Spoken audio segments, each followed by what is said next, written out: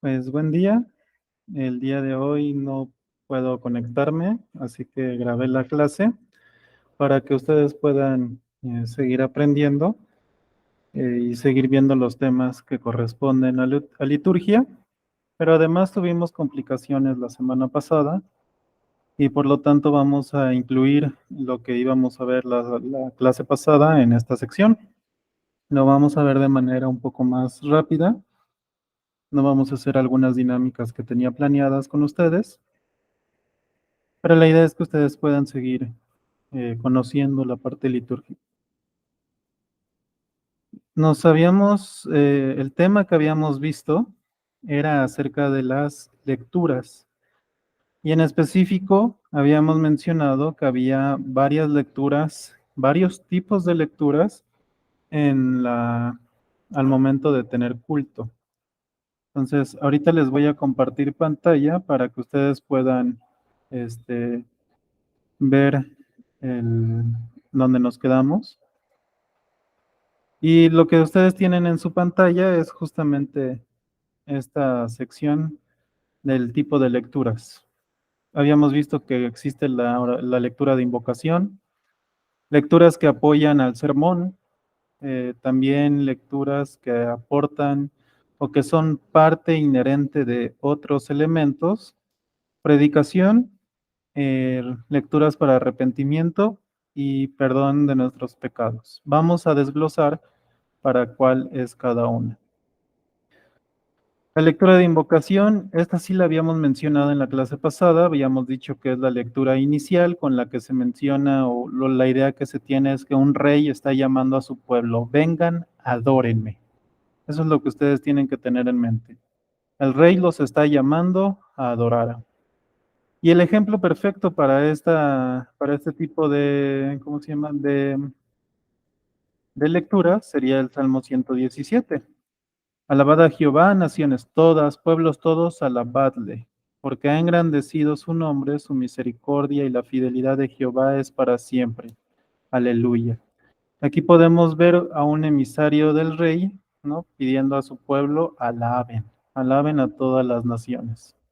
Esta lectura se procura que sea corta, que sea una cuestión que tenga que ver más con una indicación o con una orden. Ven, adórenme. Y en este sentido, también es una lectura muy precisa. Tiene este sentido de que Dios está llamando a adorar a su pueblo. Vamos a pasar a la otra lectura que tiene que ver con las lecturas de apoyo. Estas lecturas se hacen para enriquecer el contexto de la predicación.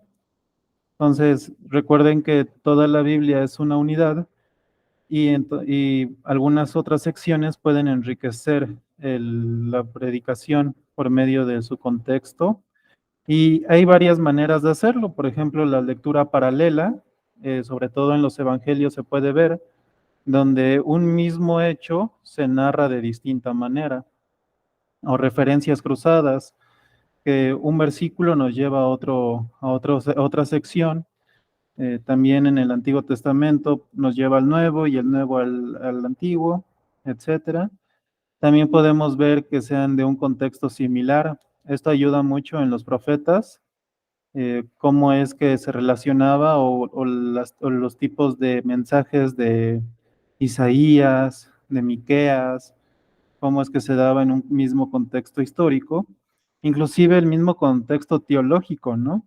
Cómo es que las cartas de Juan ayudan también a entender el Evangelio y el Evangelio a las cartas de Juan.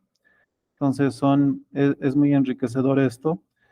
Y lo más importante es que como al ser Cristo la figura principal de toda la Biblia, pues las implicaciones neotestamentarias, cómo es que ese versículo se entienda a la luz del Nuevo Testamento.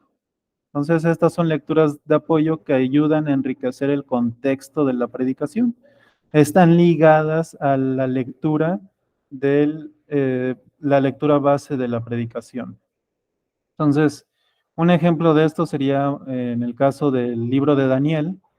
Tenemos en el capítulo 2 este sueño que tiene Nabucodonosor, donde sueña una escultura dividida en 4 partes y esas 4 partes señalan a un reino, ¿no? Entonces, ¿cómo nos va a facilitar esto? Y por otro lado, también nos está dando una lectura, un apoyo neotestamentario en el capítulo 13, que sería el capítulo de la bestia, donde se menciona el número 666. Pero todas estas están relacionadas con la lectura de la predicación. Entonces, la predicación se va a basar en Daniel 7, del 1 al 14, donde se mencionan a las 4 bestias. De entrada, pues parece que la de Apocalipsis es la que es una relación más directa. Sin embargo, la visión que tuvo Daniel de las 4 bestias también es la misma explicación del sueño y de la visión del capítulo 2. Entonces, en realidad es el mismo mensaje a través de 2 visiones, lo que nos ayuda a entender la parte de la predicación junto con Daniel 2. Entonces vean cómo se van enriqueciendo estas imágenes y cómo esta aplicación neotestamentaria está partiendo a partir de Daniel 7. Otro ejemplo de esto sería el ejemplo de la crucifixión, cuando se está hablando del Salmo 22, donde dice, Dios mío, ¿por qué me has abandonado? Como esta aplicación neotestamentaria la vemos en la crucifixión, ¿no? Entonces, la lectura de Mateo 27 nos está hablando de cómo Cristo mencionó esas palabras en la cruz y cómo se relaciona, o más bien cómo estas palabras adquieren una nueva dimensión, y eso tiene que ser también predicado inherentemente en el Salmo 22. Vamos a pasar a otro tipo de lectura, y la lectura de otro elemento, o la lectura inherente a otro elemento, son aquellas lecturas que generalmente se hacen como preparación de algún elemento y se deben de ver como parte inherente de ese elemento. Si la lectura falta, entonces falla el elemento que se está mencionando. ¿Qué lecturas pertenecen a este rubro? Pues, por ejemplo, en la Santa Cena se lee la institución de Cristo de la Santa Cena, ¿no? Entonces ahí tenemos, sobre todo se utiliza la mención de Primera de Corintios 11, que ahí vamos leyendo cómo Cristo instituyó y cómo de la misma manera que le fue entregado al apóstol, así también se lo entrega a la iglesia. Entonces, eso nos ayuda a ir entendiendo. Por otro lado, nos ayuda a recoger también, más bien, otra lectura sería cuando tomamos ofrenda, que la utilizamos para consagrar la ofrenda. Entonces ahí mencionamos una lectura. Al recoger la ofrenda hay palabra. Y creo que en todas las iglesias se hace, a lo mejor en algunas no, pero son contadas. Eh, y por lo usual ya hay un grupo de lecturas que se hacen, como el del corazón alegre, el de traer los diezmos al alfolí, de crónicas, etcétera. Entonces, vemos que ya la misma iglesia ya toma estos versículos como una manera de que haya lectura y que sea parte de las ofrendas, ¿no? Otro tipo de lectura puede ser en las alabanzas, aunque este es menos común, eh, pero en las alabanzas hay lectura o como introducción hacia las alabanzas. Si ustedes utilizan himnario, a veces los himnarios tienen citas donde están basados los himnos y entonces ahí pueden retomar, este himno está basado en tal cita y ya está, hay que mencionarlo de esta manera. Entonces en las alabanzas también se pueden hacer o en medio de la serie de alabanzas también puede haber una lectura. Otro tipo de lectura es la base de la predicación. Esta lectura es donde se va a sustentar la predicación misma. Aquí hay una sugerencia, no es que sea ley, pero es una sugerencia. Se sugiere que el predicador mismo, es decir, quien está predicando, quien tuvo todo en la semana para preparar esta predicación, que él mismo sea quien lo lea por un motivo. Él sabe qué es lo que dice el texto y sabe cómo interpretarlo. Por lo tanto, va a darle el sentido al texto y le va a dar su énfasis en las palabras. Si hay un sarcasmo dentro de la lectura, entonces él va a hacer pues que se note el sarcasmo, o también va a mostrar la ternura de la frase, va a leer el sentido con el cual el autor está diciendo esas frases, ¿no? Entonces esto ayuda bastante para ir dándole el- la intención al texto. Siempre debe de leer la cita bíblica, la cita base se tiene que leer y de inmediato realizar la predicación. Entonces, esto tómenlo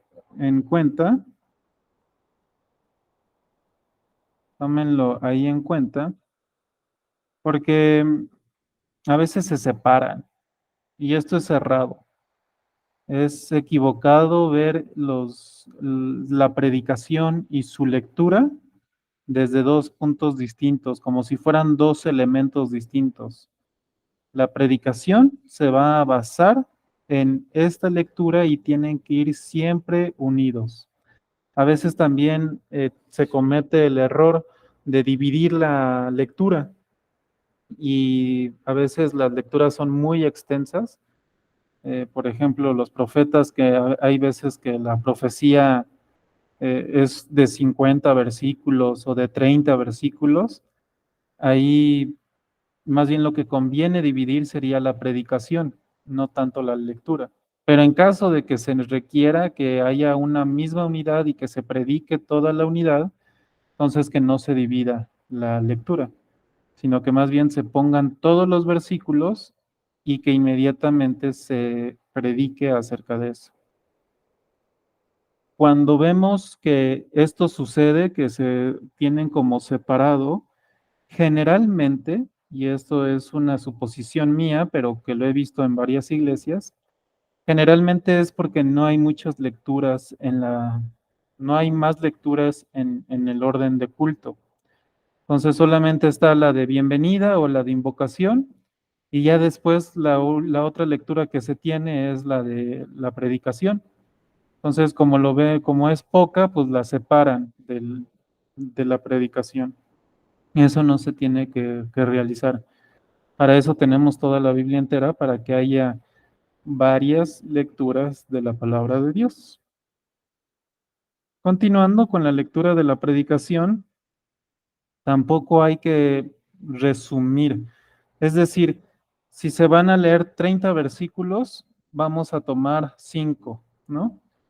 Entonces, ahí les pongo un ejemplo, que es Mateo. La lectura sería Mateo 27 del 32 al 55, ya son más de 20 versículos.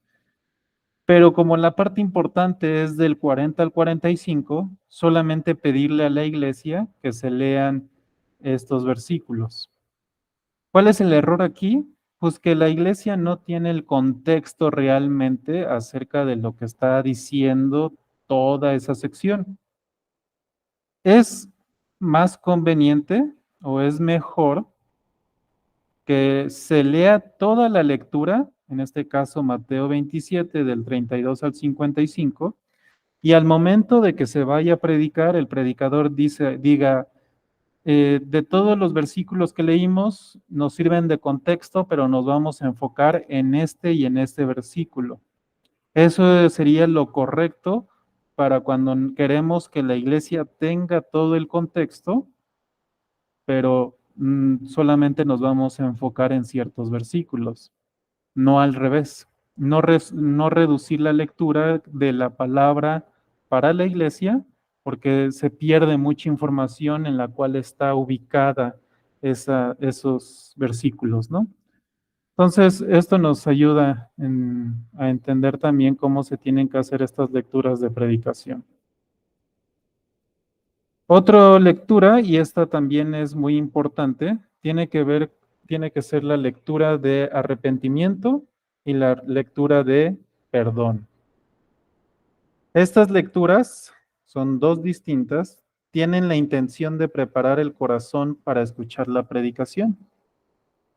Entonces, estas lecturas que se van a hacer van a ir al corazón de la persona. A veces no tenemos en cuenta eso, pero debido a que el culto es un diálogo estructurado en función de la renovación del pacto, entonces para renovar este pacto a través de los votos, de los sacramentos, a través también del escuchar la palabra de Dios, nuestro corazón tiene que ir preparándose, tiene que estar en disposición para escuchar esta palabra de Dios. Y la lectura del arrepentimiento tiene esta intención.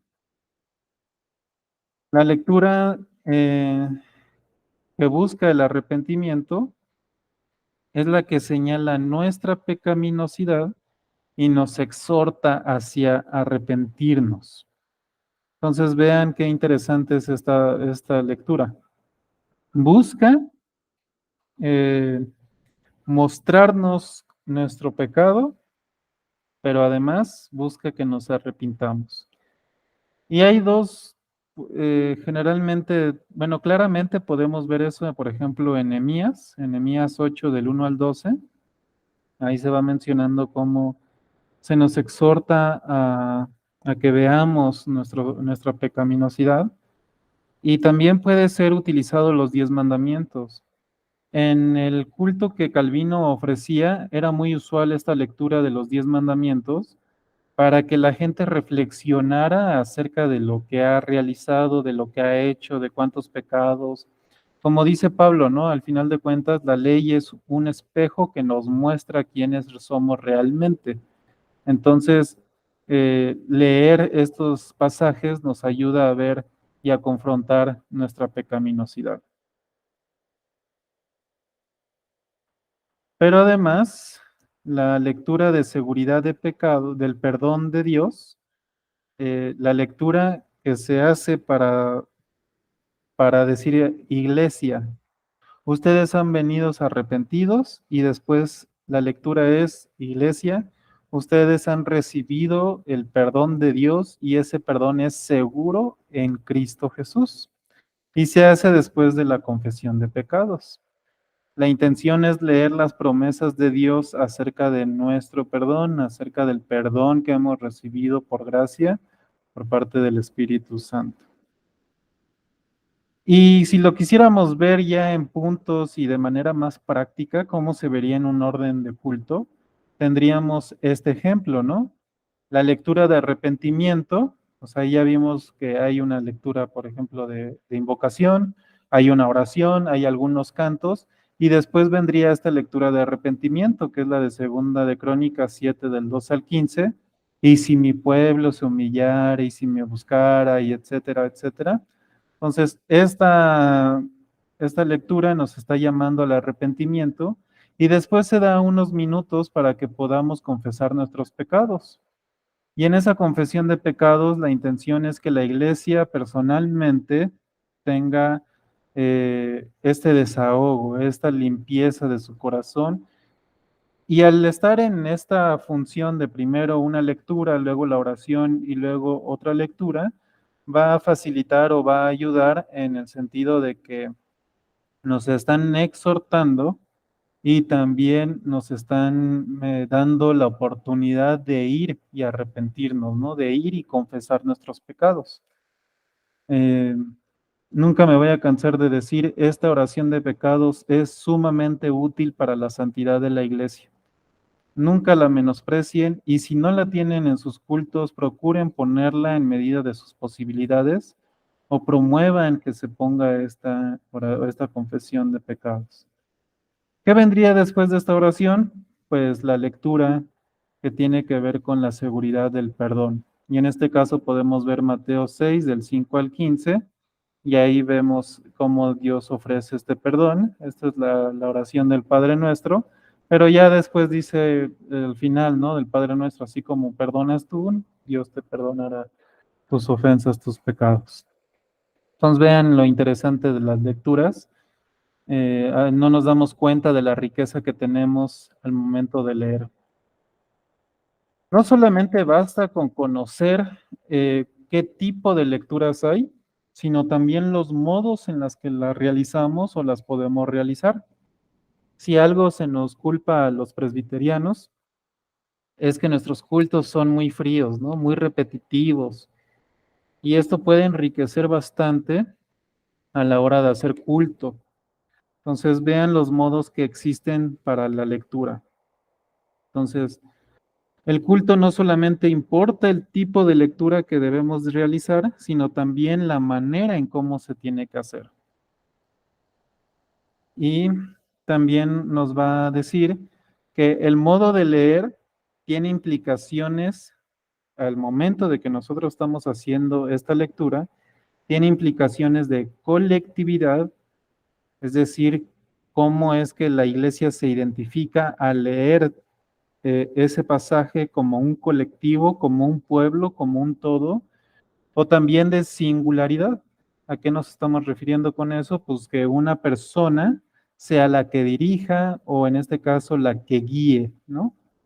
Por eso hay que conocer qué tipos de modos hay para poder resaltar sus virtudes y utilizarlas según sea necesario para enriquecer el culto.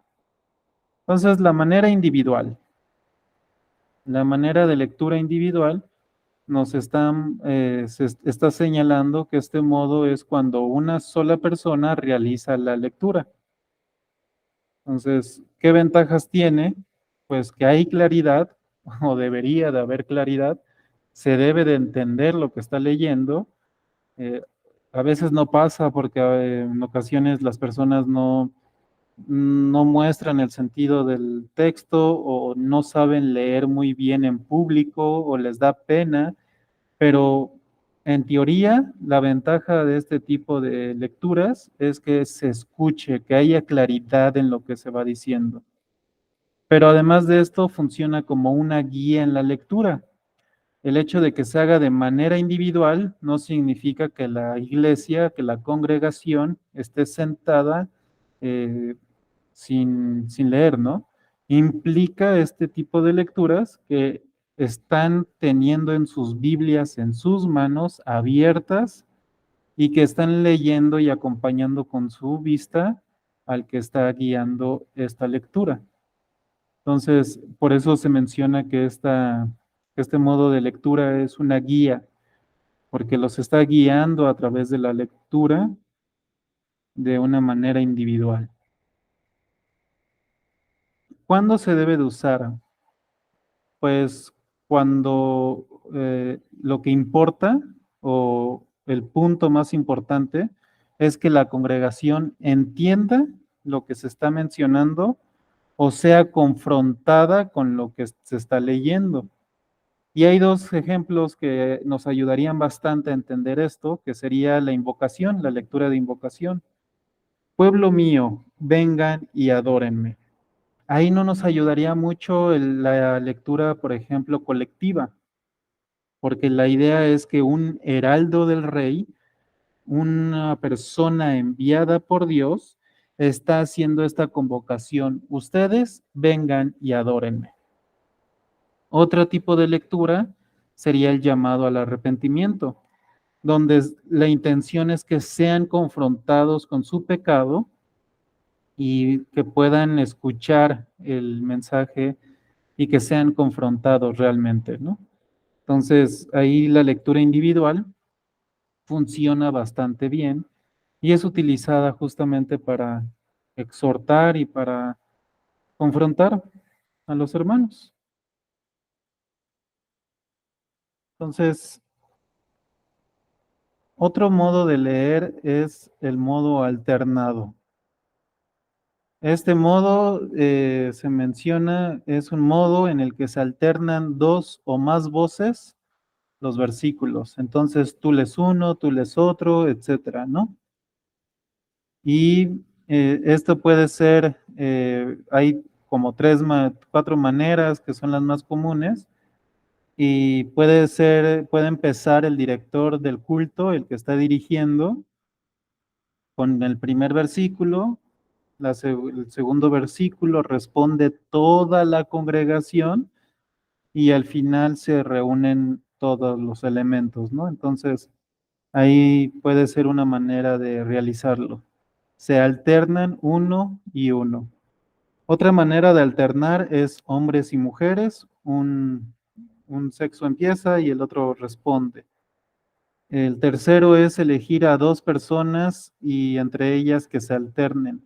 Estas generalmente tienen más vistosidad porque generalmente pasan al frente y guían el tipo de lectura, pero para hacerla más dinámica se intercalan secciones de la Biblia o versículos de la Biblia.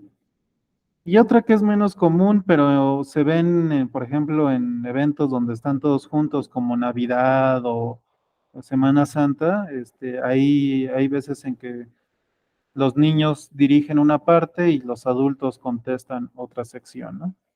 Entonces, posibilidades para alternar hay varias. Lo importante es que ustedes vean cómo se puede generar una dinámica con este tipo de lecturas. ¿Cuáles son las ventajas?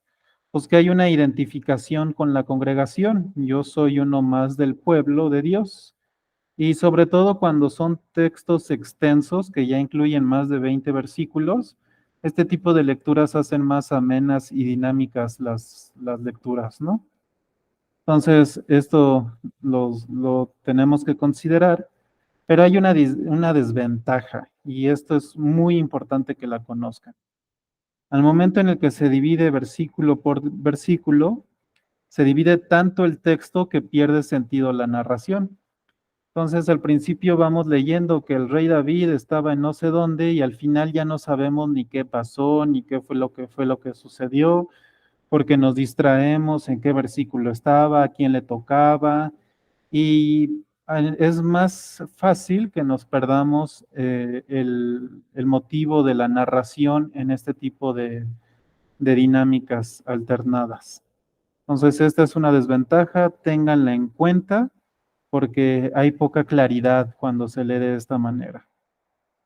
Un ejemplo de esto podría ser el Salmo, el Salmo, se me perdí ¿cómo se llama? La cita, creo que es el Salmo 113, ciento algo, 113. Ustedes lo pueden buscar en sus Biblias, pero este salmo tiene una dinámica, está escrito de una manera definida para que todos puedan participar. Hay un director o puede haber varias personas. El chiste es que hay una voz que se logra identificar, una voz singular, una voz que dice ciertas palabras de manera individual y dice, alabad a Jehová porque Él es bueno. Y una vez que termina eso, hay un corito, hay un coro ahí donde toda la congregación unánime levantaba estas palabras. Ahora imagínense su iglesia contestando, porque para siempre es su misericordia. Y traten de ponerlo en el contexto en el que se escribió, donde había millares de personas delante del rey y se iba diciendo estas frases, ¿no? Alabad a Jehová porque Él es bueno, y ahí las miles de personas, porque para siempre es su misericordia. Alabad al Dios de los dioses, porque para siempre es su misericordia. Alabad al Señor de los señores, porque para siempre es su misericordia.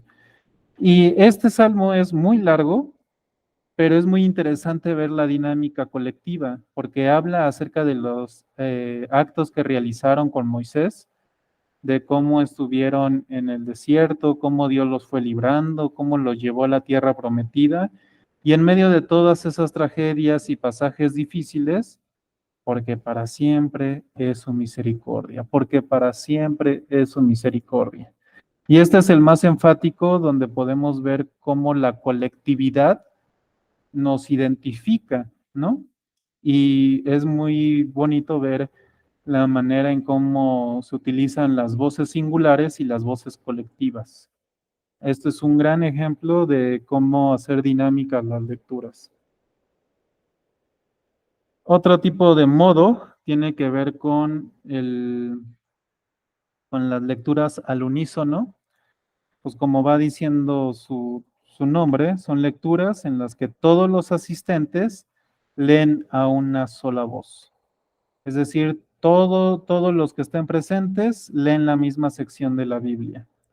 La recomendación es que sean pocos versículos, porque no todos leen al mismo tiempo, no todos leen con la misma claridad, no todos siguen los puntos sí, los puntos, la puntuación que se tiene, y ayuda a que sean pocos versículos, pero también se recomiendan cuando tienen que ver con lecturas que implican el que sean un colectivo.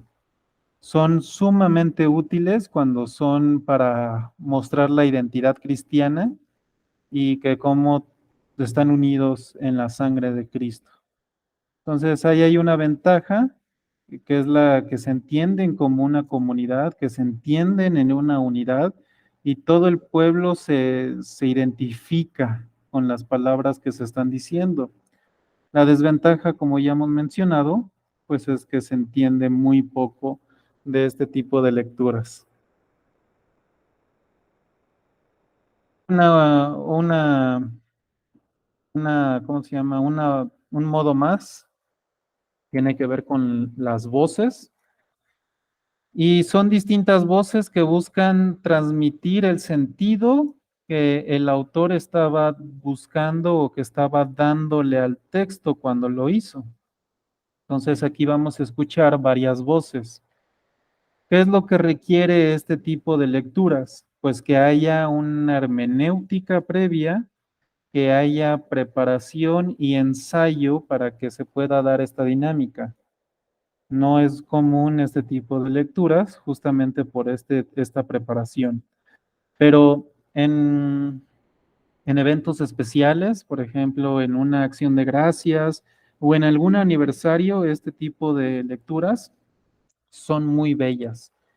Ahorita vamos a poner un ejemplo, y este es el Salmo 91. Ahí el Salmo 91 tiene dos voces que se van contestando uno a la otra. Ahí les está diciendo el salmista, ¿no?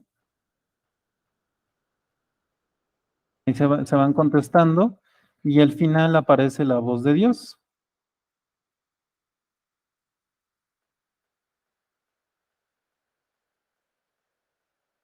Entonces, le voy a dar lectura. La primera voz sería: el que habita al abrigo del Altísimo morará bajo la sombra del Omnipotente. Diré yo a Jehová, esperanza mía y castillo mío, mi Dios, en quien confiaré.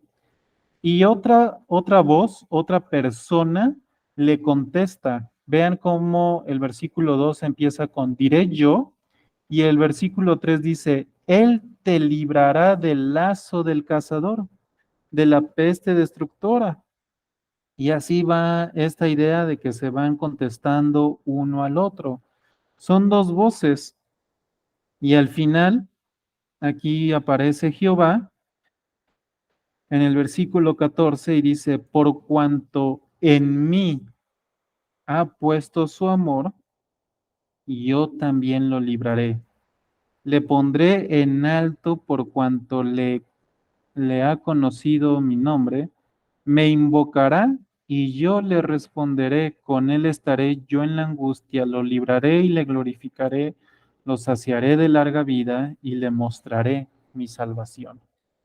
Entonces, la intención de este tipo de lecturas es mostrar las intenciones del autor, que tengan vida estos versículos, que se contesten uno al otro y que ahí se estén dando y que se estén mostrando este tipo de dinámicas. ¿Dónde funciona realmente este tipo de voces? Son muy, muy, muy útiles cuando estamos hablando de dramas poéticos. Hay dos dramas, dos libros escritos como dramas poéticos donde tienen diálogos, donde podemos identificar las voces, etcétera. Y el primero sería Job. Inclusive el libro de Job está dividido básicamente, ¿no? Que un amigo le contesta a Job y Job le reclama, otra persona le dice y Job responde, etcétera. Pero otro libro que también está en esta dinámica es Cantar de los Cantares. Ahorita no tenemos tiempo para hablar de esto, pero puede ser, para que lo entiendan, es como una obra de teatro, donde la Sulamita está hablando y podemos escuchar también la voz del pastorcito, la voz del rey, las mujeres que están ahí en el harén con esta Sulamita. Y ahí podemos ir viendo y si nosotros generamos esta dinámica, entonces podemos ir identificando las voces que están presentes, ¿no? También sirve en el caso de lamentaciones, aunque con hay menos voces. El capítulo 1, por ejemplo, utiliza la imagen de una mujer que acaba de perder a su esposo, una viuda, y podemos utilizar la voz femenina para darle esa intención a este tipo de lecturas, ¿no? También podríamos, y es lo que hacen, por ejemplo, las series de televisión, que dramatizan los evangelios, y entonces podemos ponerle una voz a cada apóstol, una voz a Jesús, una voz al paralítico, una voz a no sé dónde, y hacer este tipo de lecturas para que puedan ser más dinámicas, pero también entender quién está hablando en cada momento.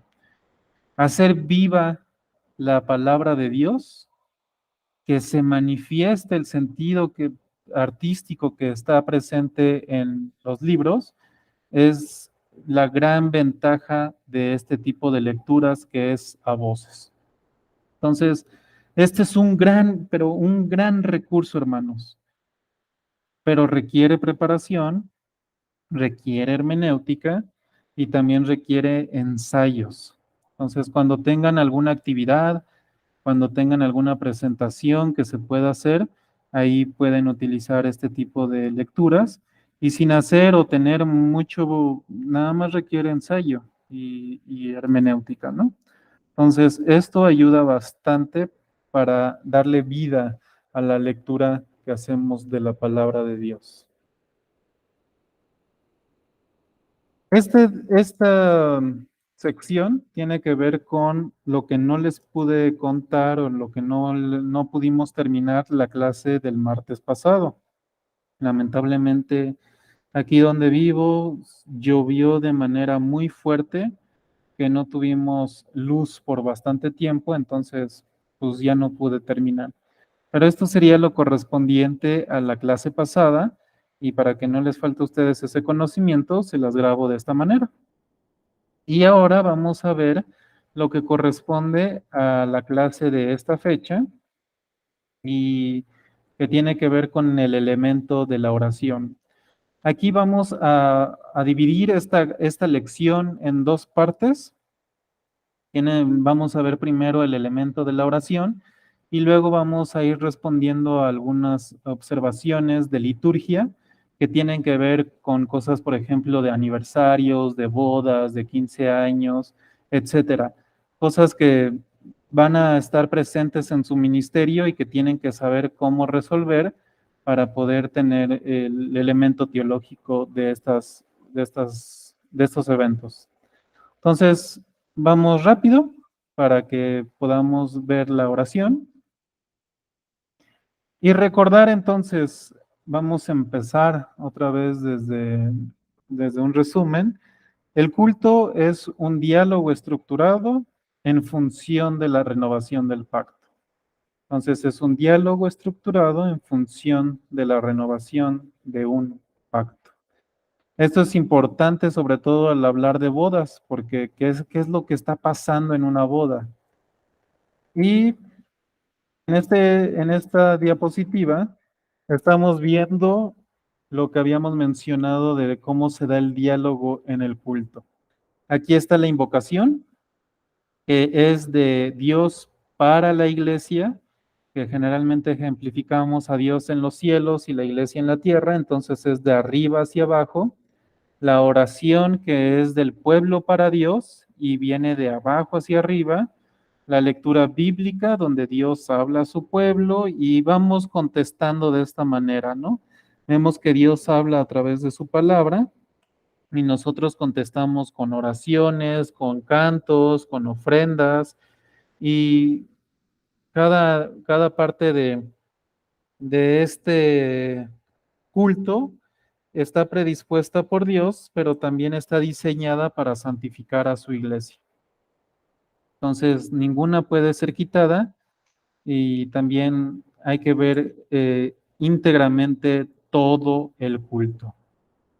Entonces, entrando a la oración, vemos esta cita de Hechos 6, 3, 4, que dice, buscad pues, hermanos, de entre vosotros a 7 varones, de buen testimonios, llenos del Espíritu Santo y de sabiduría, a quienes encargaremos este trabajo. Están delegando, están separando la parte de las despensas a las viudas. Y lo que vamos a ver aquí es que en el versículo 4, los apóstoles dicen, y nosotros persistiremos en la oración y en el ministerio de la palabra. Entonces, en el culto se dan estos dos elementos, oración y el ministerio de la palabra. En esta parte se está separando las actividades que tienen que ver con las circunstancias, con las del culto. Nosotros vamos a seguirnos preparando para el ministerio de la palabra, para servirles a la gente por medio de la palabra, y también vamos a persistir en la oración. Esto es un culto, hermanos. Entonces, la Biblia nos va señalando dónde está la regulación del culto, en la oración en el culto. Ahora hay que mencionar que la Iglesia de Cristo responde a la palabra por medio de la oración, en la cual se comunica con su Creador. Entonces, el Creador se comunica por su palabra, que fue lo que habíamos visto el elemento pasado, que es la lectura de la Biblia. Y ahora en este elemento vamos a ver que la iglesia es quien se comunica con su Creador, se comunica con su Dios, se comunica con su Redentor. Y en esta sección hay que también mencionar que la oración se puede hacer de manera devocional, se puede hacer de manera personal o en un culto.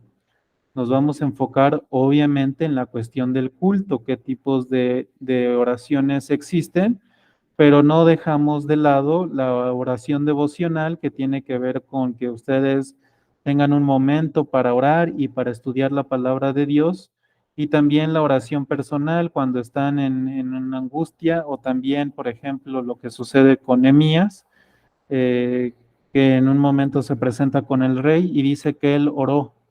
Entonces, ese tipo de oraciones personales no las descartamos, pero nos vamos a centrar en las oraciones del culto. En el culto hay varios tipos de oraciones. Existe la de gratitud, lo que vamos a llamar como congregacional, las de intercesión y las de confesión de pecados, y las que son inherentemente a otro elemento, pero que forman parte de ese elemento, ¿no? Entonces, estas son los tipos de oraciones y vamos a desglosar cuál es cada una. La de gratitud. Esta oración se realiza con el fin de agradecer a Dios por su llamado para adorarle. Yo sé que esto es obvio, ¿no? La oración de gratitud es para agradecerle a Dios. Pero cuando los hermanos oran en muchas ocasiones, al no tener claro para qué están orando, empiezan a decir, hermano, Dios, bendícenos, ayúdanos a construir el templo, um, este, no sé, hablan de muchas cosas, ¿no? Trae a los que no han llegado, te agradezco por esto.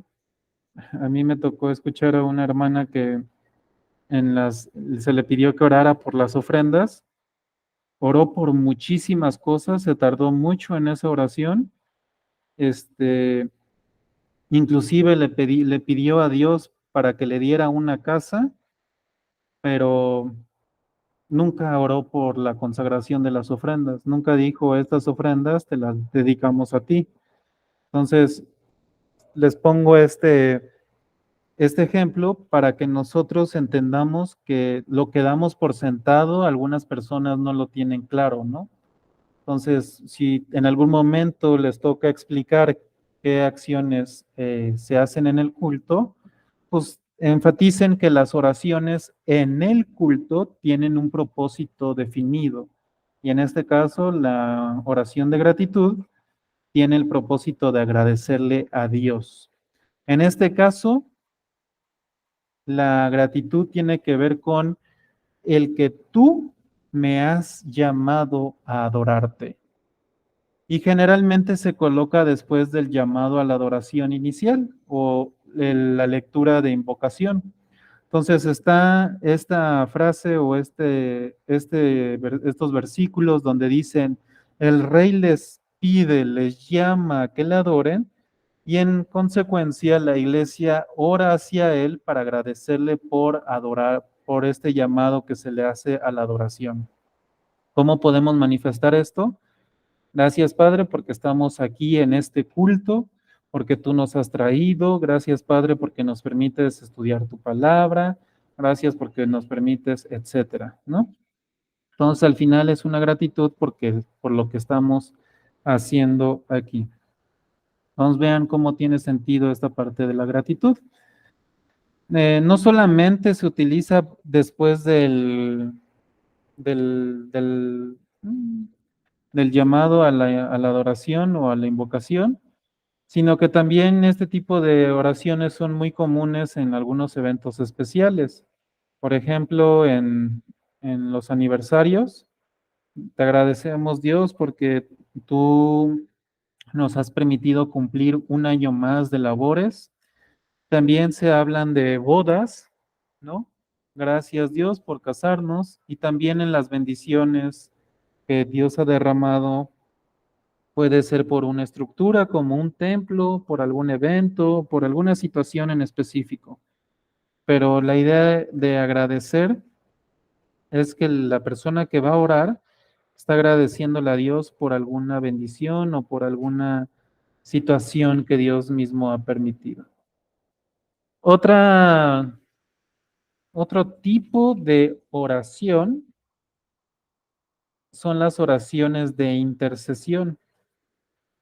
Hay algunas iglesias que tienen un grupo dedicado o algunas actividades dedicadas a la intercesión, donde van recolectando información o peticiones y las llevan hacia Dios, pero ese tipo de oraciones no solamente son buenas y edificantes, pero generalmente suceden fuera del culto. Aquí vamos a hablar en específico de las oraciones que se dan dentro del culto. Como observación, si ustedes no tienen un culto bueno, no un culto, sino un evento de oración donde puedan orar por las intercesiones o por las peticiones de su iglesia, pues se los recomiendo, es edificante para la misma iglesia.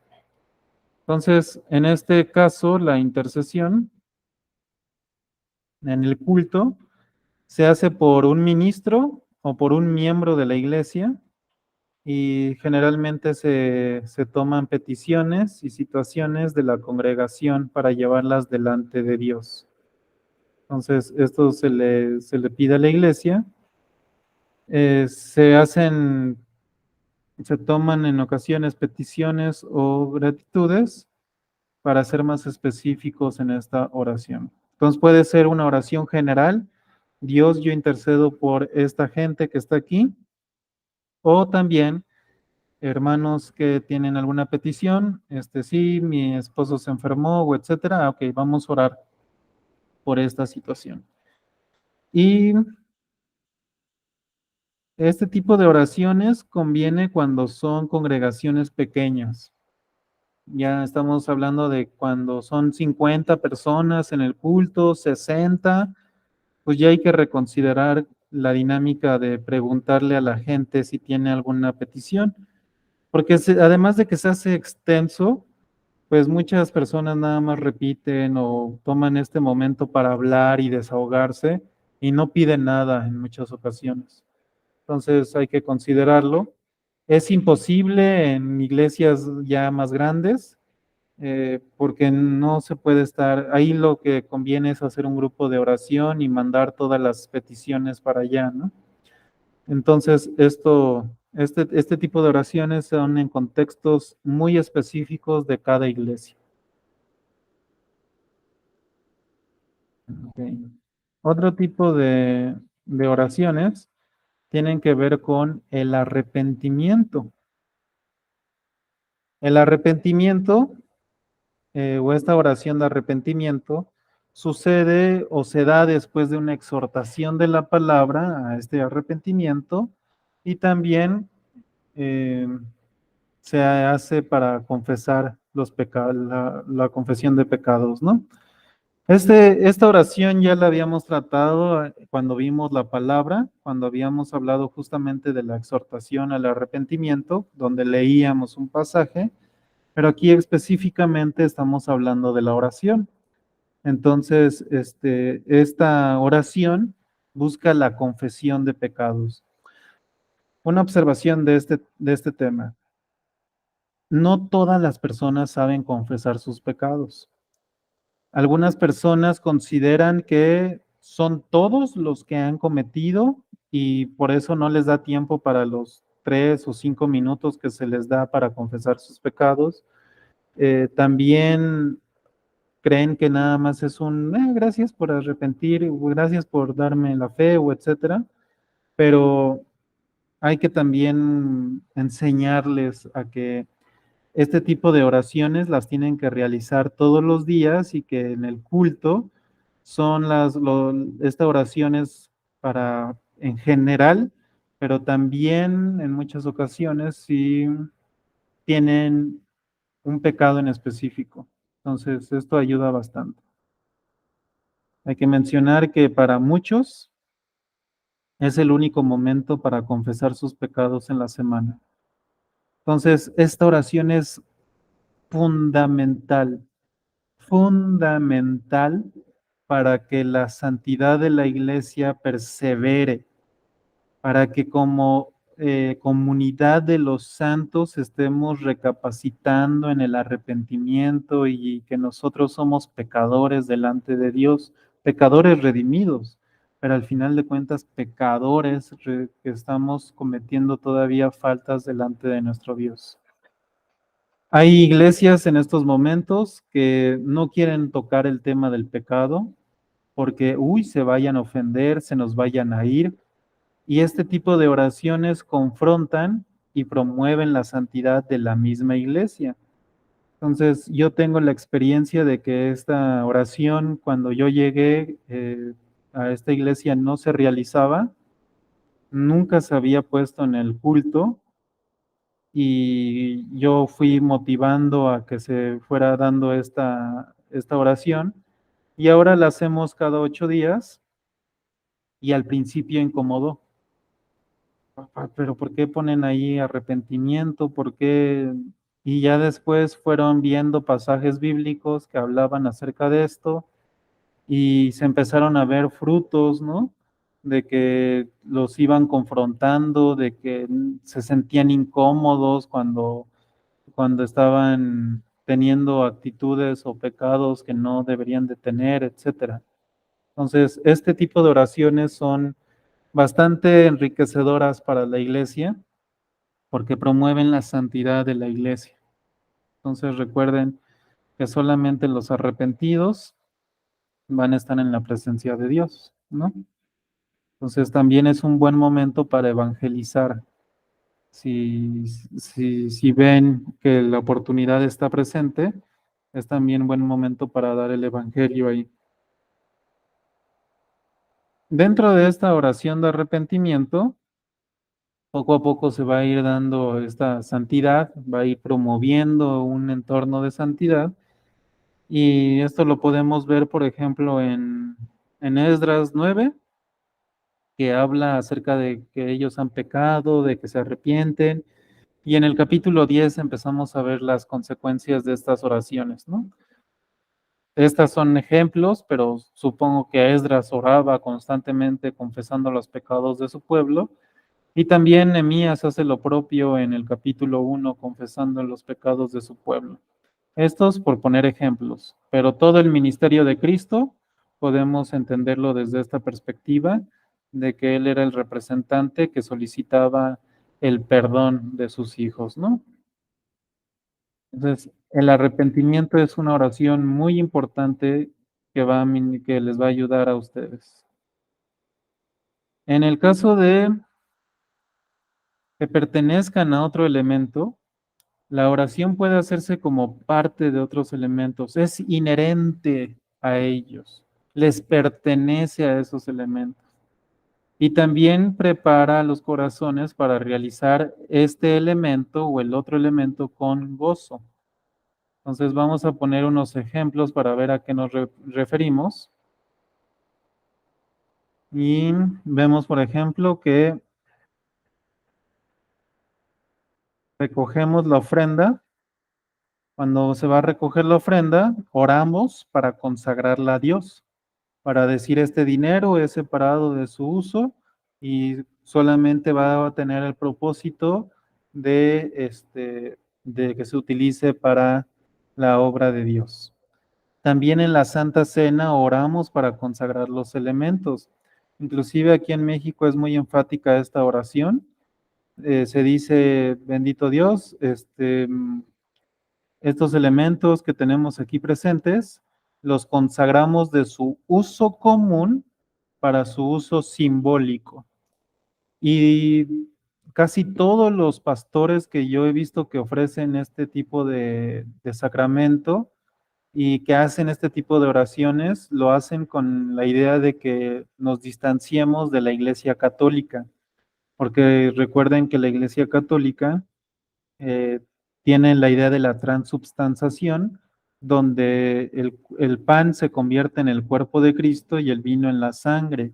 Entonces, nosotros decimos que esta consagración se refiere a la idea de que no cambia el elemento, solamente es un símbolo, pero lo separamos de su uso común para que funcione este símbolo y se le da a la iglesia. Entonces, es más que nada por eso. Recordemos que México tiene un trasfondo cultural católico, romano, entonces por eso esta oración tiene estas palabras tan precisas. También podemos orar en medio de la alabanza. Habíamos mencionado antes que se podían hacer lecturas en medio de la alabanza, pero que no eran tan comunes. Aquí en la alabanza es más común hacer una oración, que el que esté dirigiendo la alabanza a veces tenga pues unas cuantas palabras o una oración hacia Dios. Eso es muy común, pero vemos que también es parte de otro elemento, ¿no? Ok. Aquí vamos a pasar ya a la sección de la predicación y hay una oración que se le llama de iluminación. Hay algunas congregaciones, y aquí menciono algunas, y específicamente de ciertas denominaciones o de ciertas ramas de las denominaciones, por ejemplo, bautistas que sean reformadas, que estén muy apegadas a la idea puritana, también presbiterianos que tengan que ver con el puritanismo escocés, son las que vayan a hacer este tipo de oraciones, ¿no? Esta es una oración histórica que generalmente se hacía antes y la intención de esta oración de iluminación es pedirle al Espíritu Santo que ilumine nuestras mentes para entender las escrituras. Entonces es una oración muy interesante en sentido de que casi todas las denominaciones lo hacen, pero es específico porque para este tipo de iglesias que lo van haciendo tiene un trasfondo histórico. A veces utilizan oraciones ya escritas, oraciones o tienen varios tipos de oración donde ahí se va mencionando la iluminación. Entonces, ha sido parte de la iglesia este tipo de oraciones. Pasando este tipo de oración, la de iluminación, tiene que ver con la predicación. Y entonces podría entrar en esta sección de la predicación, ¿no? O oraciones para la predicación. Entonces, hay que entender que para poder predicar se requiere de oración. El predicador debe de tener una vida de oración y se tiene que presentar esa oración durante la preparación del sermón. Ahí el pastor debe de estar orando o el exponente debe de estar orando, pero también la iglesia debe de estar orando por el exponente de la escritura. Entonces, la iglesia también va a servir, va a ministrar al momento de la predicación cuando ora por su pastor o ora por el exponente de la escritura y ora durante la semana. Entonces, esto es importante tenerlo en mente.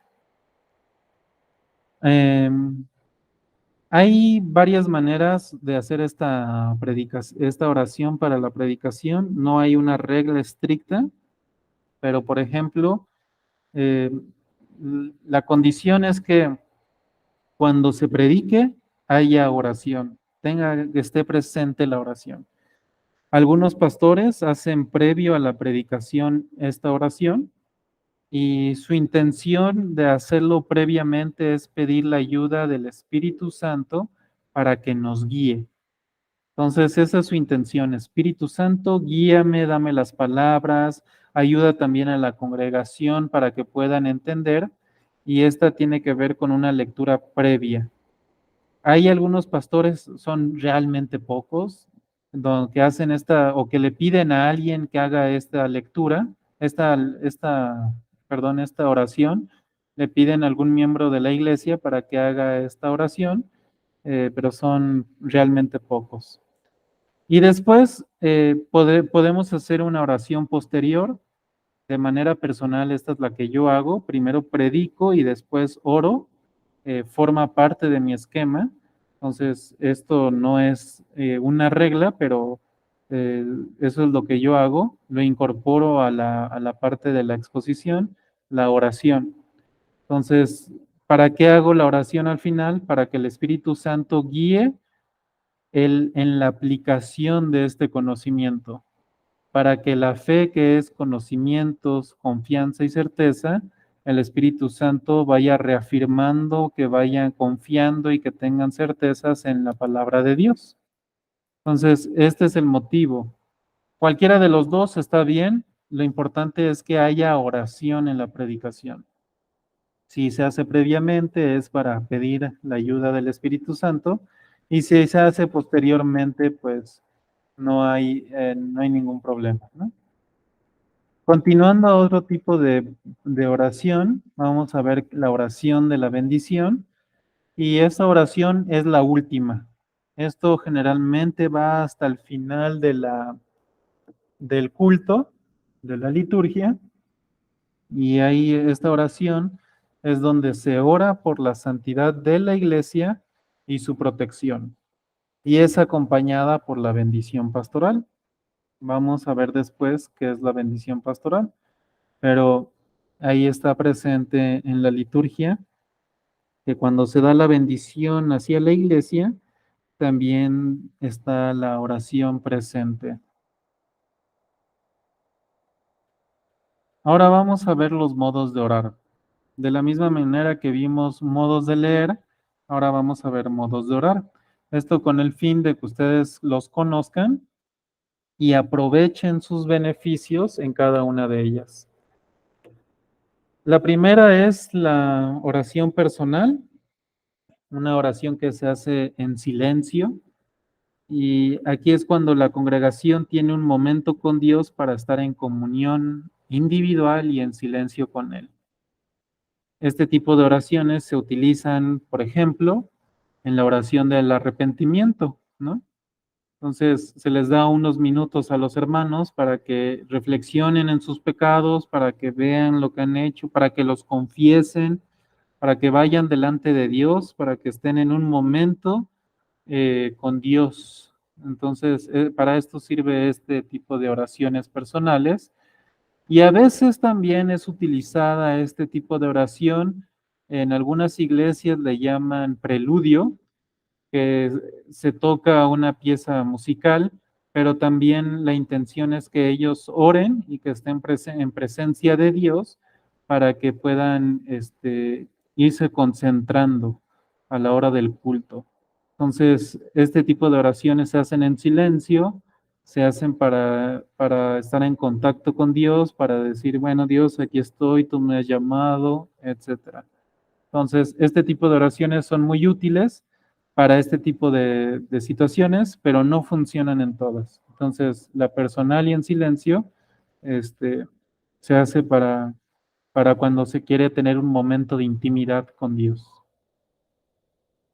La más común es esta, la oración dirigida, donde el director del culto, algún hermano que se le haya pedido dirigir, o algún anciano, o algún diácono esté dirigiendo el culto, pues esta persona, eh, si es el director o alguien más, porque a veces también, hermano, ¿puede hacer esta oración?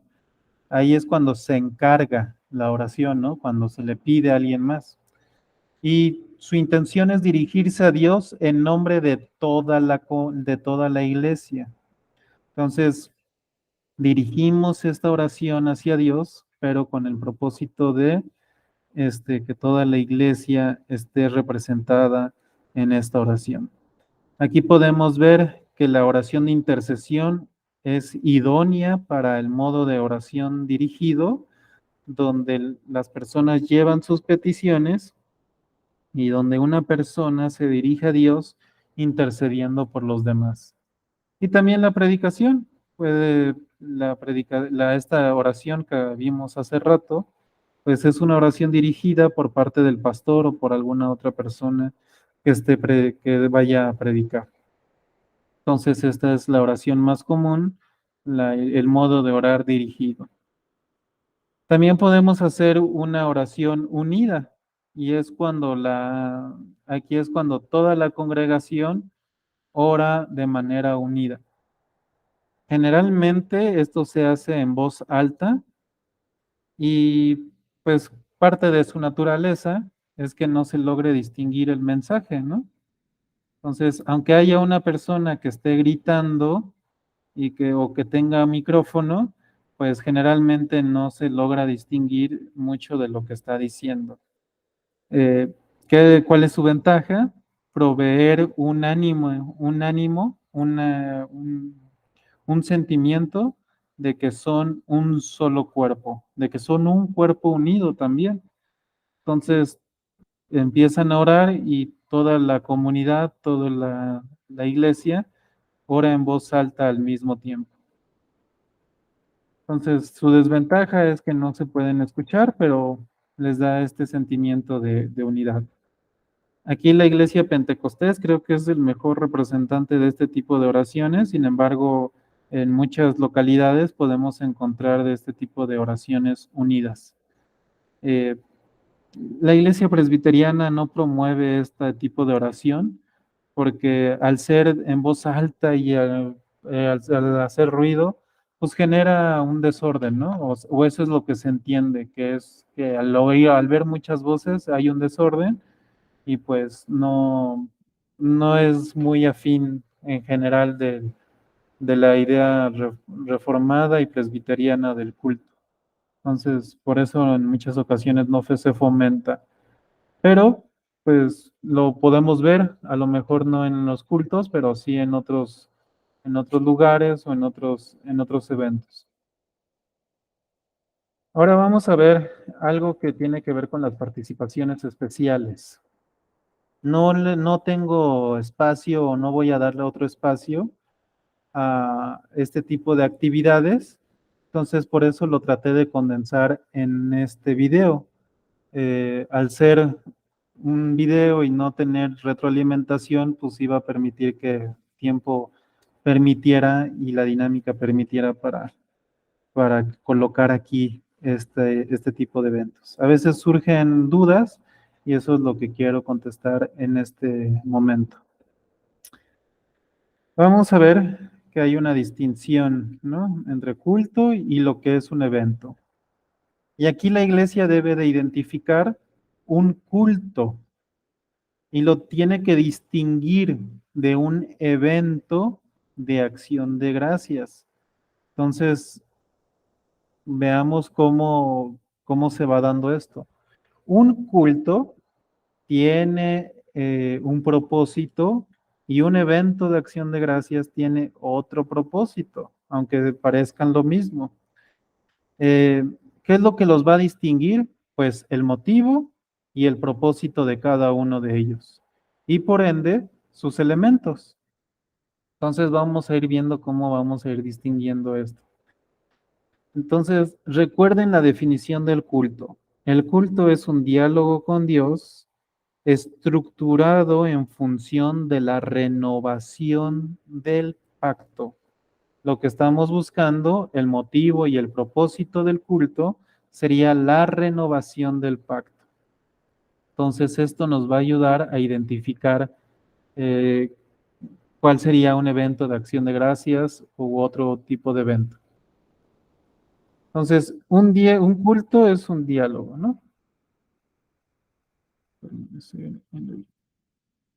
Entonces, es un diálogo.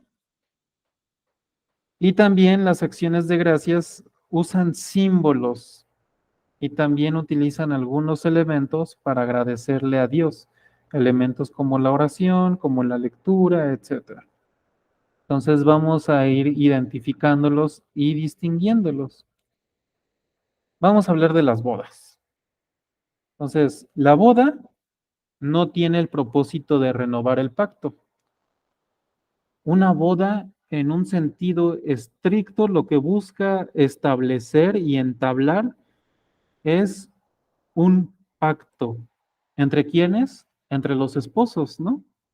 Entonces, ese pacto que se hacen de palabra, esposa y esposo, lo hacen delante de Dios y la iglesia funciona como testigos de ese pacto y además celebra ese pacto, pero no tiene el propósito de renovar un pacto o el pacto de Dios eh, con la congregación completa.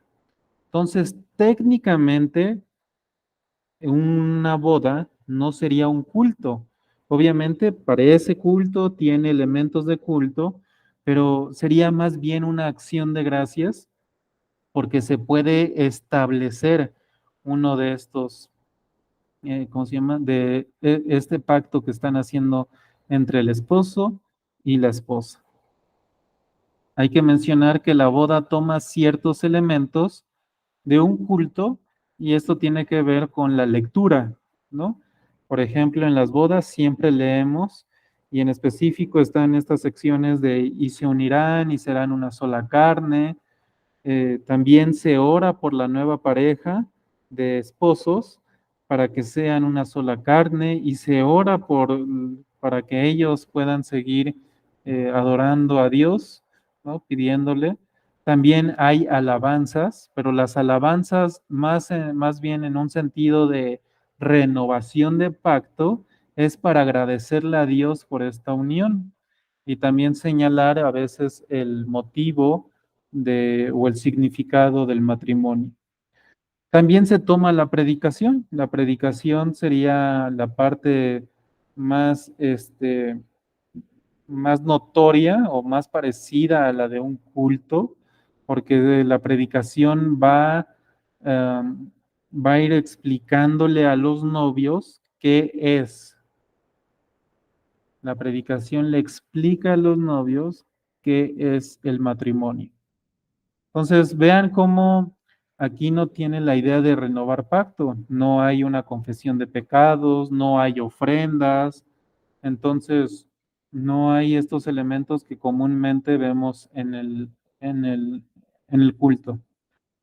Se distingue además porque el enlace nupcial requiere, más bien porque hay un enlace nupcial, hay una ceremonia específica para ese enlace, hay símbolos como el de las arras, como el del anillo, el de la Biblia, a veces más, a veces incluyen otros elementos litúrgicos que son un poco más rebuscados, como el lazo y otros elementos, pero los básicos son las arras, los anillos y la Biblia. Ya todo lo demás es opcional.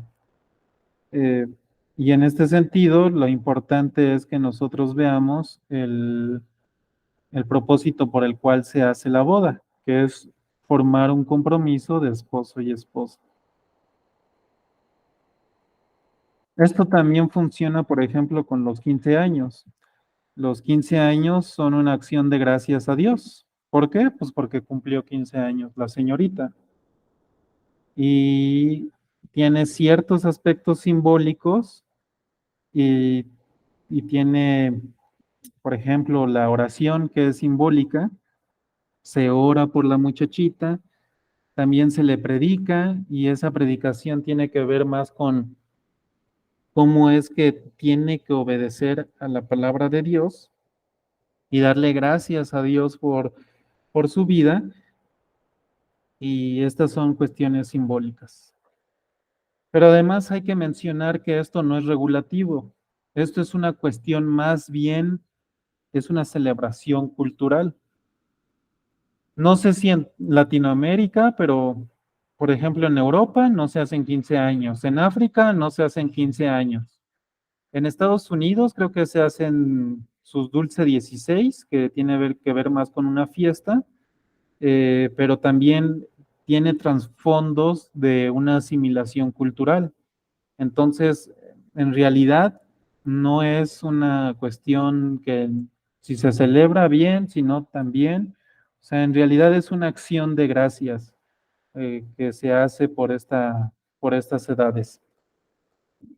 Si tienen la oportunidad, cuando tengan 15 años, incentiven a la modestia y no al exceso, no a la superficialidad, sino que en realidad se busque la santidad de la iglesia, porque este tipo de eventos es utilizada justamente para la opulencia, ¿no? Es bien fácil distraerse en los 15 años, a veces también en las bodas, pero sobre todo en los 15 años los padres quieren demostrar que cuánto aman a su hija y se desvían, ¿no? Pero si se van a dar gracias a Dios en el templo por este tipo, por esta fecha, pues que sea de la manera más modesta, sin superficialidades. Lo importante es que escuchen la palabra de Dios en este evento. Hay otro tipo de acciones de gracias. Esto tiene que ver con las regiones donde se desarrollen y donde esté la iglesia local. Por ejemplo, hay acciones de gracias por los cultivos. Si estamos en regiones donde la agricultura es parte de la economía y parte del desarrollo humano, entonces los agricultores, cada que tienen cosecha, hacen una acción de gracias.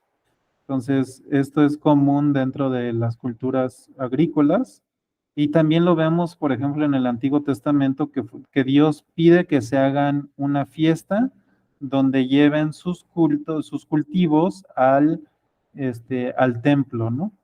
Entonces, de ahí también van retomando este tipo de actividades. Pero al final es una acción de gracias.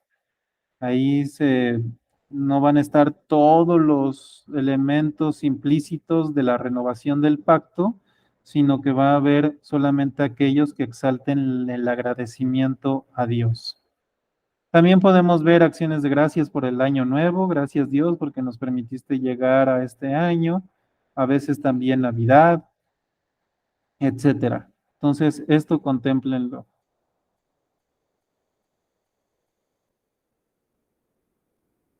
Otra acción de gracias son los aniversarios. Otro evento importante dentro de las iglesias son los aniversarios. Y los aniversarios son acciones de gracias por un año más de servicio a Dios. Entonces, eh, a veces buscando también la superficialidad y la opulencia y que mírenme, yo soy esta iglesia y mírenme qué iglesia tan buena somos, pues exageramos en los aniversarios, ¿no? Y ahí es cuando Satanás tienta para que estos eventos se centren en los hombres y en las mujeres que han trabajado a lo largo de la historia. Entonces, a veces en estos aniversarios se ponen momentos en los que, eh, ay, vean la vida del fundador, vean los problemas que pasó, vean cómo esto sucedió, y ahí podemos ir notando todos estos tipos de cosas, ¿no? Pero Satanás tienta en muchas ocasiones y en todos los aniversarios es común que Satanás tiente a la iglesia. Los aniversarios deben resaltar la soberanía de Dios, pero también la gracia de Dios en la historia de la iglesia. No es que esté prohibido mencionar la historia de la iglesia, sino que esa historia debe de servir para que Dios sea glorificado por su soberanía y que también Dios sea glorificado por la gracia que nos ha manifestado en la iglesia local. Entonces, eso es lo que nos debemos de centrar. Y un ejemplo para que veamos cómo realizar esto es utilizar los salmos. Los salmos nos enseñan a que Dios sea el personaje principal dentro de la historia de las personas que pasaron por ciertos momentos angustiosos o ciertos momentos de gozo, ¿no? Aquellos salmos que hablan acerca de cómo atravesaron el mar, cómo salieron de Egipto, pues eso podrían ser la historia y podrían jactarse, ¿no? Miren, nosotros somos un pueblo grande, que antes estábamos en esclavitud, etcétera. Pero los salmos lo que hacen es dirigir toda esa atención hacia la gloria de Dios por medio de su soberanía y de la gracia que ha manifestado en su pueblo. Entonces así nosotros tenemos que hacer. Si vamos a contar la historia del pastor que estuvo 30, 20 años en la iglesia y que fue el fundador, etcétera, no nos tenemos que centrar en él, sino ver su vida como un ejemplo de la redención de Dios. Al final solamente fue un pecador redimido, y si lo quieren ver desde esta enseñanza de Lucas, solamente fue un siervo inútil que hizo lo que se le pidió. Entonces, lo más importante de los aniversarios es ver la gracia de Dios, que es constante, que Dios es fiel y que esta iglesia se conserva solamente porque Dios así lo ha permitido. Entonces, es importante este tipo de eventos, pero dentro de la perspectiva bíblica. Hay que hacer aquí una advertencia, ¿no? Porque a veces es bien fácil confundirnos. Lo único que está establecido en las escrituras es el culto en el día del Señor o en el día del reposo. Eso es lo único establecido.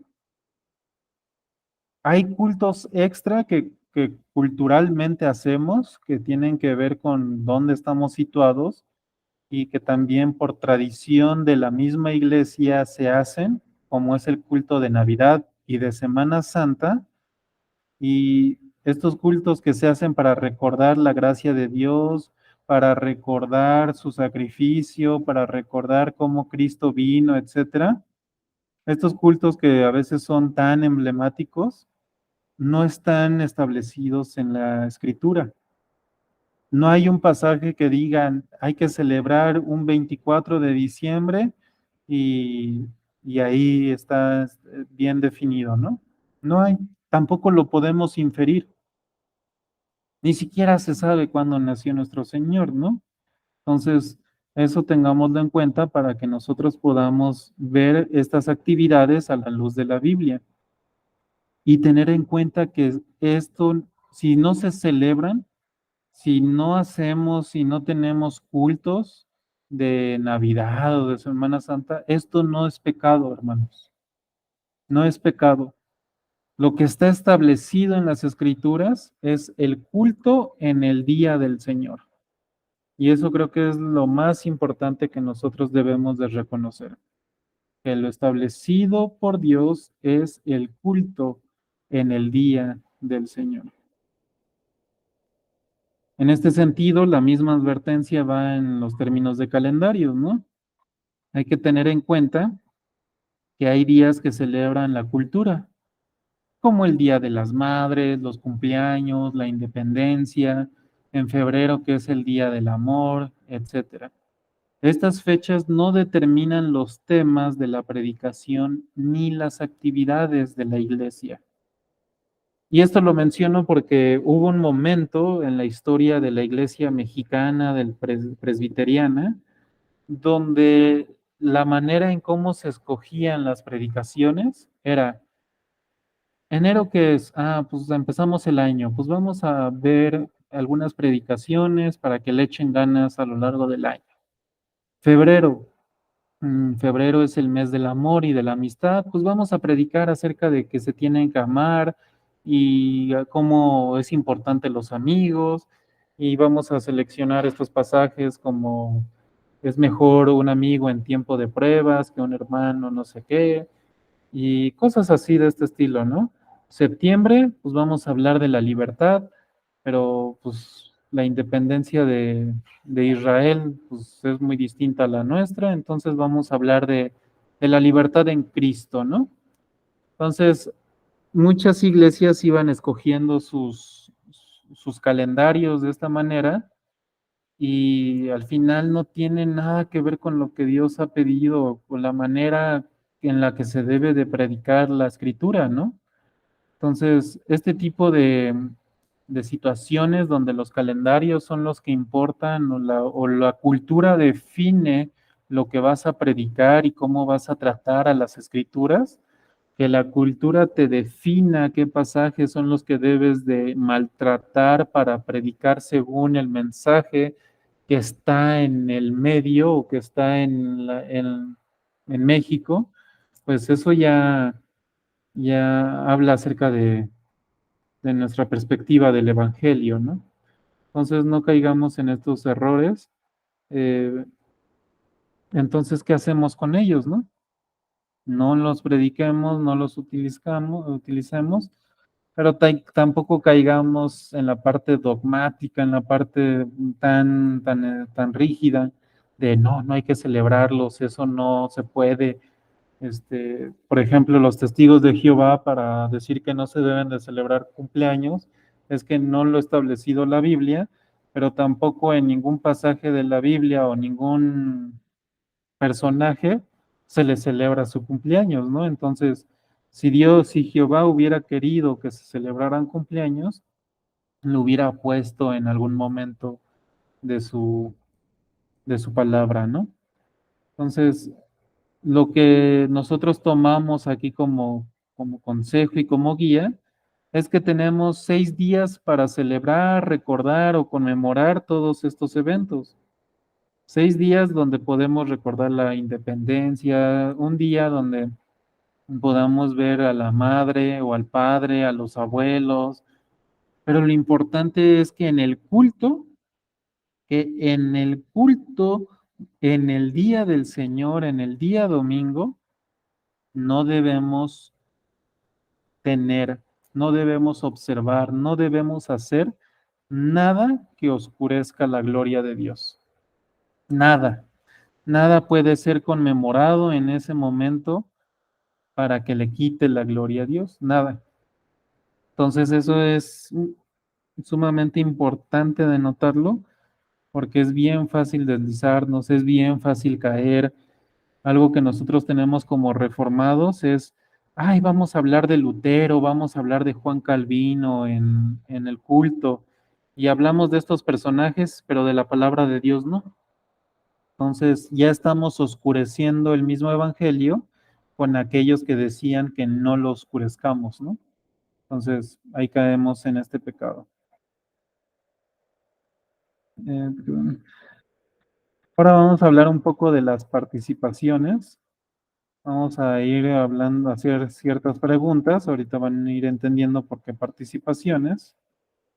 Y a veces surgen ciertas preguntas, ¿no? ¿Se puede? ¿Se puede hacer esto? ¿Se puede hacer aquello? Y como pastores, como miembros de la iglesia, como líderes, van a ir surgiendo estas preguntas.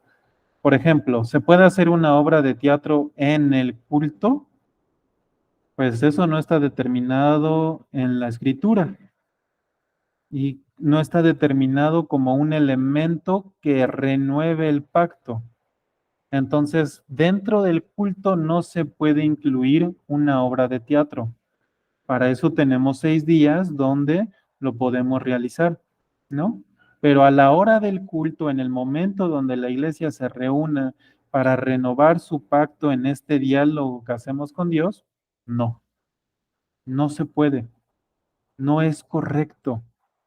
Pero estamos enseñando la palabra de Dios, sí, pero la manera en cómo Dios ha establecido que se enseñe en el culto es por medio de la predicación. Entonces, eso tomémoslo en cuenta. Otra pregunta de, ¿se puede? Los testimonios son muy comunes, ¿no? Se puede dar testimonios a la hora del culto y a veces se utilizan como una herramienta de marketing para atraer a la gente, ¿no? Entonces, ¿cómo deben funcionar los testimonios? Pues los testimonios sirven para contextualizar, pero específicamente contextualizan una petición u oración de gratitud. Es válido que se hagan, por ejemplo, en las oraciones de intercesión, pero tienen que ser de manera breve, de manera concisa, y lo importante es que se enfatice la gracia de Dios, porque muchos testimonios se pierden en medio de las situaciones, en medio de los problemas, etcétera. Hubo un evento evangelístico en el cual nos invitaron cuando éramos jóvenes y esto es un evento extra, esto no era oculto, pero lo que quiero es que vean lo que sucedió en ese evento. La persona que invitaron para dar su testimonio era un expandillero que se dedicaba a golpear y a lastimar a la gente y a mover a muchas personas, por ejemplo, a los estadios. Le pagaban para llevar camiones y camiones de gente a los estadios para golpear a la barra del otro equipo, ¿no? Entonces, él explicaba todo eso con lujo de detalle, ¿no? Me pagaban 700,000 pesos por evento, yo tenía que moverlos en camiones. Su testimonio se trató más de cómo hacía los pecados que de la gracia de Dios. Hubo un momento donde detalló casi algunas prácticas sexuales que tenía.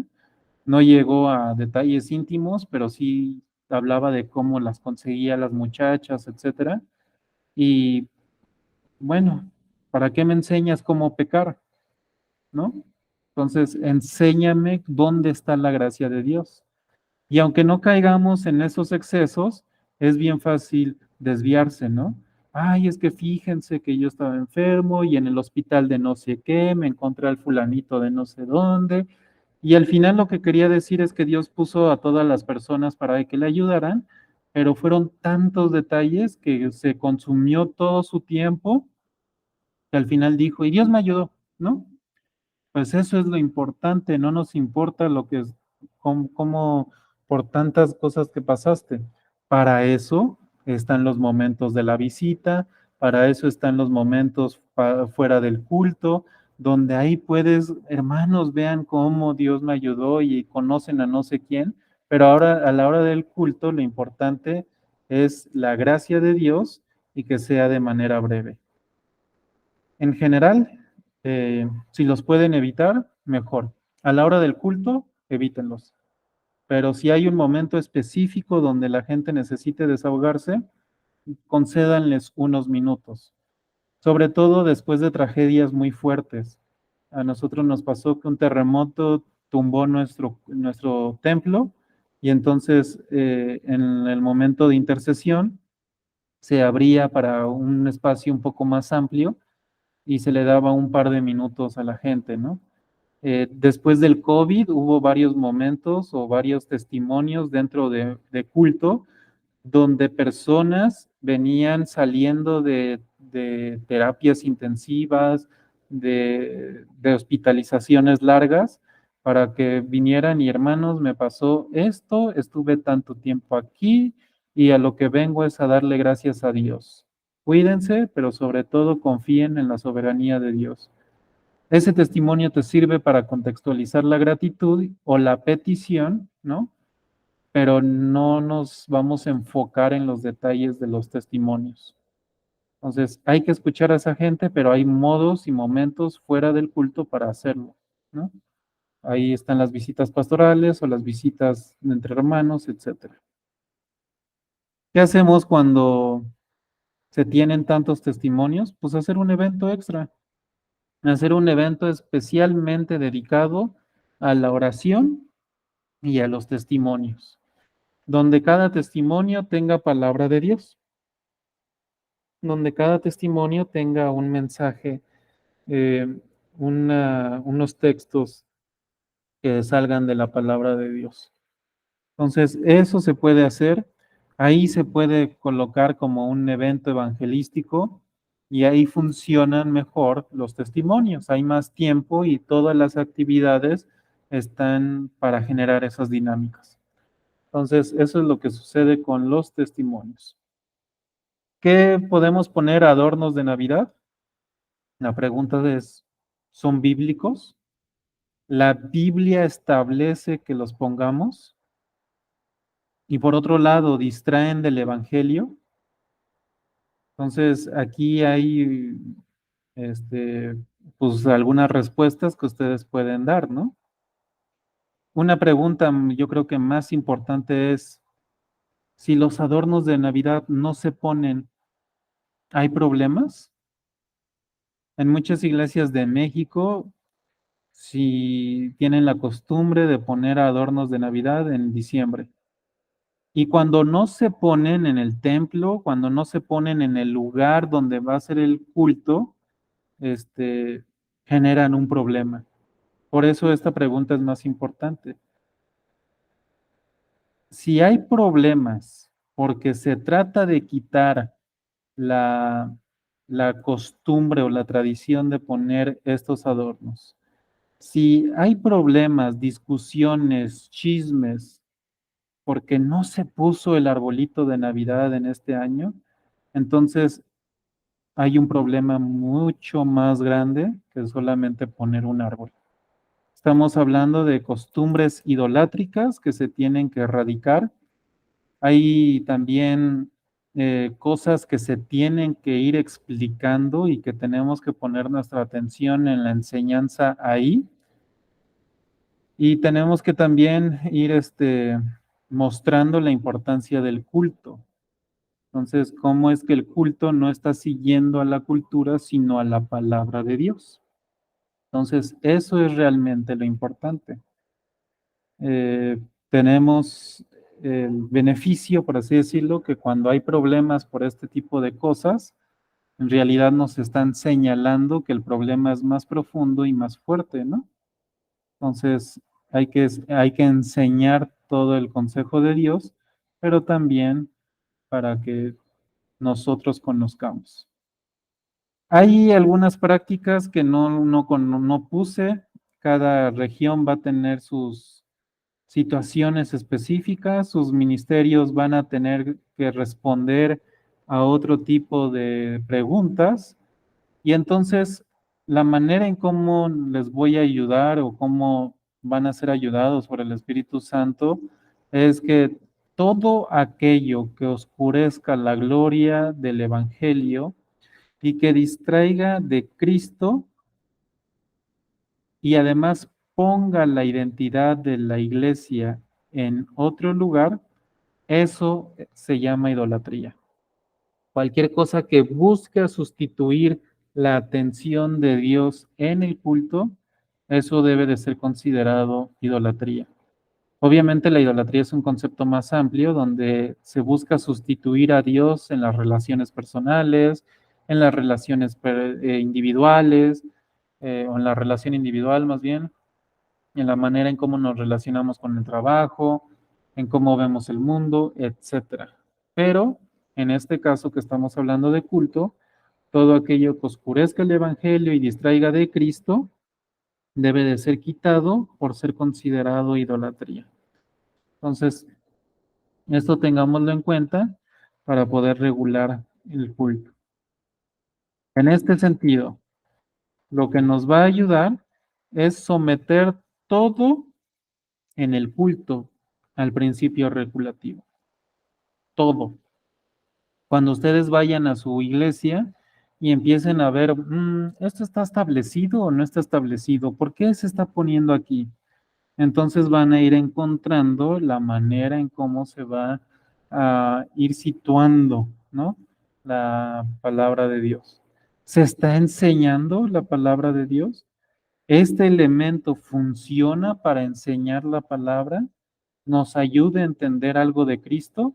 ¿O en realidad lo está colocando en otro lugar, lo está sustituyendo o nos está distrayendo del Evangelio? Eso es lo que hay que tener en cuenta. Pero por otro lado, también hay que comprobar si es escritural. Si un elemento o alguna actividad es escritural, incluyanlo. Aunque no no esté dentro de su costumbre, por ejemplo, lo que les mencionaba de la oración de arrepentimiento de pecado, si no estaba incluida, entonces ahora incluyanla. Pero si no está incluida en la escritura, deséchenla. Estos son los procesos más fuertes que suceden en las iglesias. Y tampoco quiero que seamos, o no les quiero decir, ya deséchenlo de un día para otro y ya no pongan alabanzas y no sé qué, sino que enseñen. Todo esto es un proceso de enseñanza, de confrontación, de santificación y de depuración. Todo empieza con la enseñanza de la palabra de Dios. En ocasiones vamos a tener que ser tajantes de tomar y retirar, pero cuando tomemos y retiremos, también expliquemos por qué lo estamos haciendo. Entonces, esto es muy enriquecedor para la iglesia, porque al final va a conocer por qué se están haciendo las cosas. Entonces, esta clase incluyó aspectos no solamente de elementos de culto, sino también de otro tipo de actividades, de eventos, de acciones de gracias y de algunas preguntas que a veces surgen.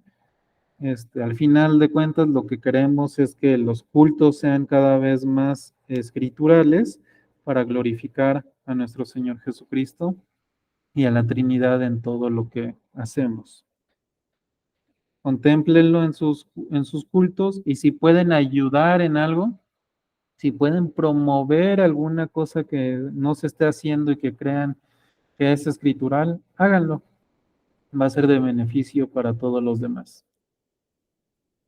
Si tienen alguna duda de esta lección, me la pueden hacer cuando nos veamos en videollamada.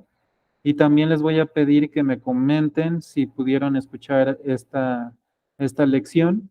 Va a ser tomada para asistencia y calificación. Entonces, que Dios les siga bendiciendo.